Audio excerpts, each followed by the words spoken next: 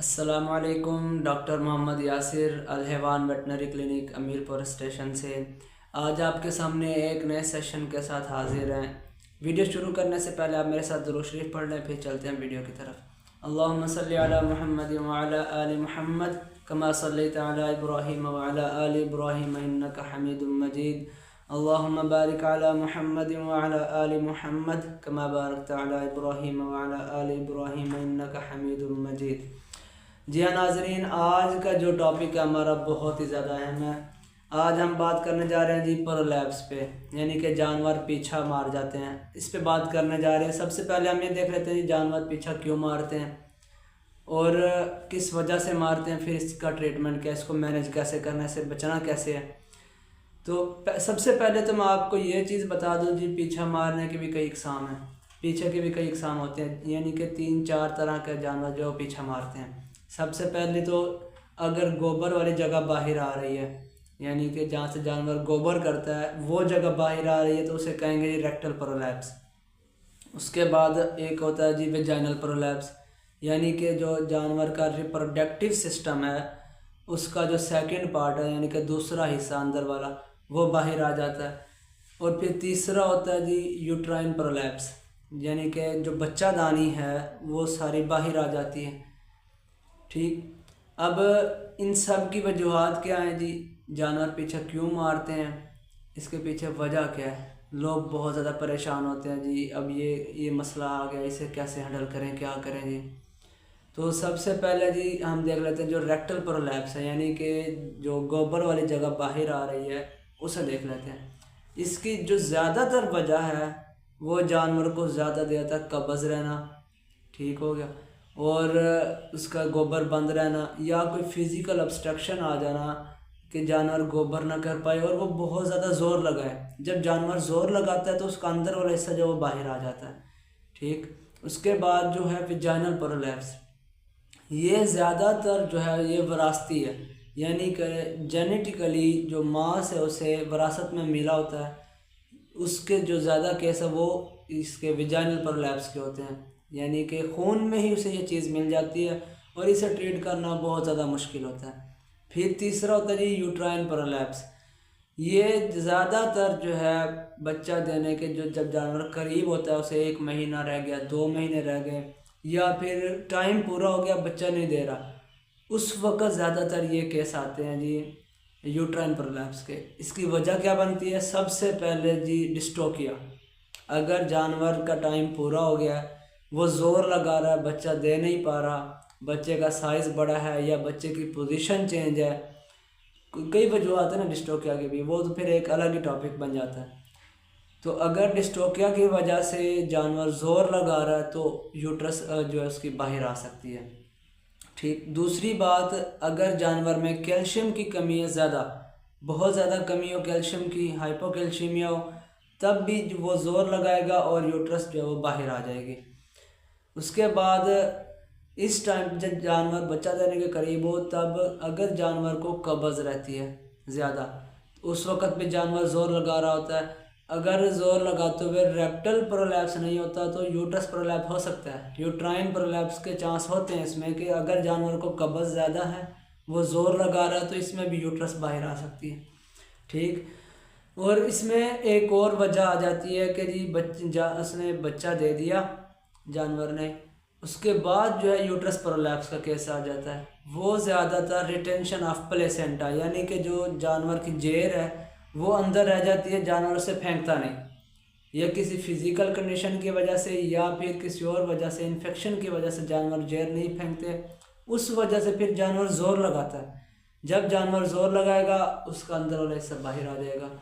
ये 3-4 वजह है जिस वजह से जो यूट्राइन प्रोलैप्स के केस आते हैं। अब जी कॉल आती है या लोग व्हाट्सएप पे पूछते हैं जी प्रोलैप्स की कंडीशन है, जानवर शिकायत कर रहा है पीछा मारने की, अब इसका क्या करें जी। अब ये देख लेते हैं जी करना क्या है।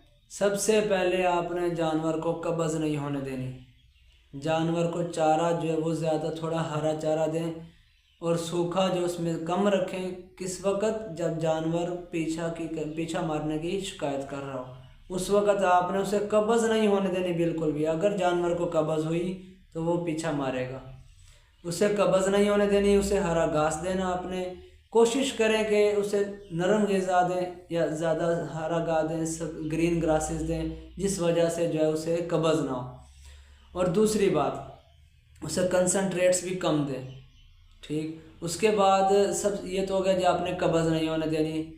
उसके बाद सबसे बड़ी एहतियात के जानवर के खड़े होने की जो पोजीशन है ना, आपने उसे चेंज कर देना है। जानवर का जो पिछला हिस्सा है वो ऊंचा हो, अगला हिस्सा ऐसे बिल्कुल ढलान बना दें आप, यानी कि ये जानवर के पीछे वाली खड़े होने की जगह पीछे वाली, या आगे वाली जगह, इस तरह जानवर खड़ा हो, फिर ताकि उसका ज़्यादा जोर आगे रहे पीछे की तरफ। अगर जानवर ऐसे खड़ा है तो फिर वो उसका ज़्यादा जो प्रेशर है पीछे आ जाएगा और ज़ोर भी पड़ेगा, तो फिर वो पीछे की शिकायत हो सकती है। आपने उसकी पीछे वाली जो जगह उसे ऊंचा कर देना, नीचे मिट्टी डाल दें, ठीक है, उसे ऊंचा कर दें पीछे वाली जगह को, ताकि वो बैठे भी ऐसे और खड़ा भी ऐसे रहे।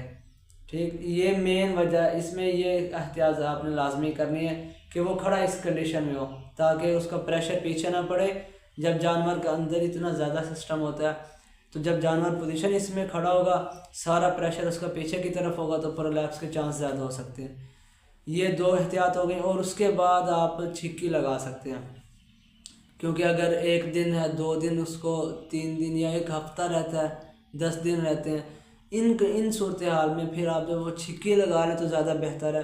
क्योंकि इस टाइम पे जितने ज़्यादा जानवर को टीके लगेंगे उतने ही ज़्यादा उसे तकलीफ़ होगी, इरिटेशन होगी, तो वो बच्चा गिरा देगा, तो जानवर को तकलीफ़ ज़्यादा होगी।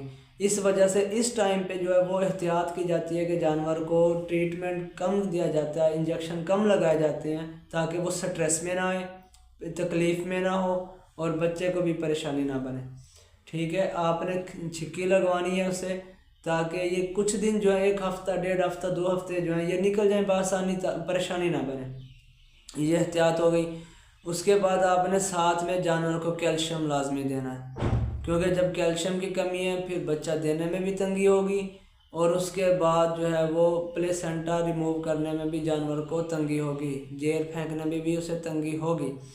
और उसके बाद जानवर जो है वो हाइपोकैल्सीमिया, मिल्क फीवर का केस हो जाएगा, क्योंकि कैल्शियम उसे पहले नहीं है और बच्चा भी उसने दे दिया, कैल्शियम की बहुत ज़्यादा कमी हुई, आपने कोलेस्ट्रॉल भी सारा निकाल लिया पहला दूध।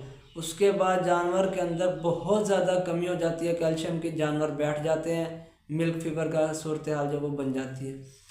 आपने उसे कैल्शियम लाजमी देना है, मेल्फॉन सी लगवाएं, कैल्सी केयर लगवाएं, या जिस भी ब्रांड का आपके पास कैल्शियम आ रहा है या इजीली अवेलेबल है, आप उसे कैल्शियम लाजमी दें।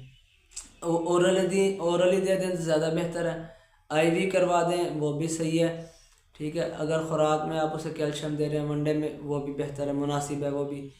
ठीक है, कैल्शियम आपने देना लाजमी है, और साथ में सपोर्टिव केयर भी करनी है। ये जो एहतियात मैंने बताई ये हैं आखिरी टाइम के, यानी कि उसे बच्चा देने के लिए 10 दिन रहते हैं, 12 दिन रहते हैं, 2 हफ्ते हैं, 1 हफ्ता है, इस सूरत हाल में, या 1 महीना भी है, इस सूरत हाल में आपने ये एहतियातें करनी है। और अगर कि आपका जानवर जो वो 2nd ट्राइमेस्टर में है और उसकी हिस्ट्री में आपको पता है जिसने पिछली बार पीछा मारा था इस बार भी मार सकता है, उस वक़्त आप उसे सपोर्टिव केयर में ट्रीटमेंट कर सकते हैं जी। उसे यानी कि ताकत के टीके लगवाएं, अच्छी एंटीबायोटिक लगवाएं, और साथ में एनसेड लगा दें तो वो भी बेहतर है। और कैल्शियम भी आप उस वक़्त उसे लाजमी दें, क्योंकि कैल्शियम की बहुत ज़्यादा ज़रूरत होती है जानवर को जब बच्चा माँ के पेट के अंदर होता है, उस वक़्त कैल्शियम की अशद ज़रूरत, क्योंकि बच्चे का पूरा स्ट्रक्चर बनना होता है, बॉडी का हड्डियाँ बन रही होती हैं, तो सारा जानवर का जो कैल्शियम उधर जा रहा होता है। आप उसने उसे खुराक में कैल्शियम ज़्यादा देना है, ये एहतियात हो गई। और 2nd ट्राइमेस्टर उस वक़्त आप ट्रीटमेंट भी कर सकते हैं, आप छिक्की भी लगवा सकते हैं।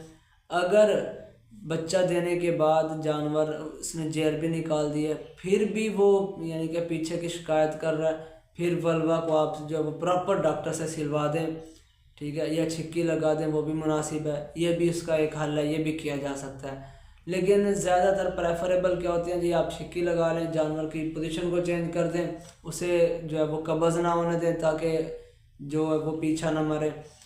और जो है विजाइनल प्रोलैप्स, ये है विरासती, यानी कि ये माँ को, बच्चे को जो है वो माँ से मिला खून में, इसका सही होना जो है वो 90% जो है वो मुश्किल है। इसमें आप क्या सकते हैं जी, उसकी केयर कर सकते हैं, एहतियात कर सकते हैं, सपोर्टिव ट्रीटमेंट कर सकते हैं, यानी कि उसे ताकत के इंजेक्शन लगा दें, एनसिड लगा दें, एंटीबायोटिक लगा दें, या फिर आप उसे छिक्की चढ़ा दें। इसका जो है वो आसान हल है। अगर विजाइनल प्रोलैप्स है, इसमें आप छिक्की चढ़ाएं या वल्वा को सी दें, ये दो इसके मुनासिब तरीन हल हैं। ठीक हो गया जी। उसके बाद जो यूट्रस का जो है ना यूट्राइन है, वो तो मैंने बता दी, उसे कैल्शियम देनी है, उसे कब्ज़ नहीं होने देनी है, उसे खड़े होने की पोजीशन को चेंज कर देना है। इस टाइम पे सिर्फ यूट्राइन प्रोलैप्स के लिए अगर आप यही कर लेते हैं तो इनफ है। और ये भी ख्याल रखें कि अगर डिस्टोकिया का केस है तो उसे प्रॉपर वेटनेरियन का बुलाएं। अगर तो नॉर्मल डिलीवरी हो सकती है तो ठीक, नहीं तो आप उसका सिजेरियन सेक्शन लाजमी करवा लें, यानी कि जो बड़ा ऑपरेशन होता है वो करवा लें, ताकि माँ को भी तकलीफ़ ना हो और पैदा होने वाले बच्चे को भी तकलीफ़ ना हो। अगर तो डिस्टोकिया प्रॉपर, अगर जो है वो वेटनेरियन है, डॉक्टर है आपके पास, तजर्बाकार है, वो इजीली उसे हैंडल कर लेगा। अगर तो वो हैंडल नहीं हो पा रहा, फिर आप जो है वो उसे जो बड़े ऑपरेशन की तरफ ले जा सकते हैं, सी सेक्शन की तरफ ले जा सकते हैं। आप उसका सी सेक्शन करवा लें, वो ज़्यादा बेहतर है। इसमें जो है वो फिर प्रोलैप्स के चांस भी कम हो जाते हैं। आज की वीडियो में इतना ही है जी। जुड़े रहिए मेरे साथ। आपको इस चैनल पे बहुत ही ज़्यादा इन्फॉर्मेटिव वीडियोस मिलेंगी। आप वीडियो अच्छी लगे लाइक करें, शेयर करें और सब्सक्राइब करें, और वीडियोस को आगे भी ज़्यादा शेयर किया करें ताकि दूसरे दोस्तों को भी फ़ायदा हो सके। आज के लिए इतना ही है। जुड़े रहिए मेरे साथ, मिलते हैं जी इंशाल्लाह नेक्स्ट वीडियो में।